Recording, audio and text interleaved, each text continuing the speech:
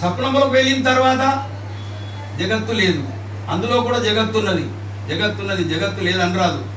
ఈ జగత్తు ఏదైతుందో ఇది ఇంద్ర మహేంద్ర జాలంతో కూడుకున్నటువంటిది, అంటే మాయతోని కూడుకున్నటువంటిది.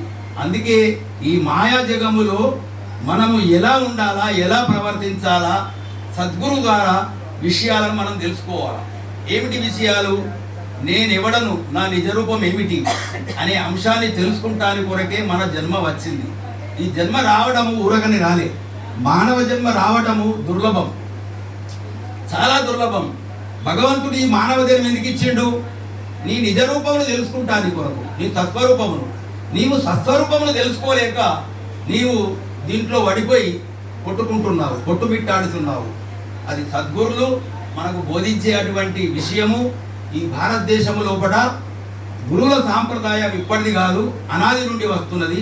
ఇది అనేక శ్రీకృష్ణుడు, సాందీపుడు, జగద్గురు శంకరాచార్యుల వారు వారికన్నా ముందు ఇది ఎన్నో రోజుల నుండి గురు సాంప్రదాయం వస్తున్నది. కానీ ఒక గురు సాంప్రదాయము, గురువు వలనే మానవుడు జ్ఞానాన్ని పొంది మోక్షం అనేటువంటి మార్గానికి చేకూరేటువంటి అవకాశం ఉంది. లేకపోతే అది లేదు. ఎందుకంటే గురువు యథార్థమైనటువంటి విషయాన్ని మనకు చెప్తాడు. ఎందుకంటే మనం నమ్మాలి. గురు వాక్యములు, గురు శాస్త్ర దైవతముల యందు విశ్వాసపూర్ణులై ఎవరు ఉంటారో వారు మాత్రమే ఆ మోక్షం అనేటువంటి మార్గానికి చేరతారు. లేకపోతే చేరలేరు. విశ్వాసం లేకపోతే ఈయనే గురు రాపేలి నారాయణే కదా.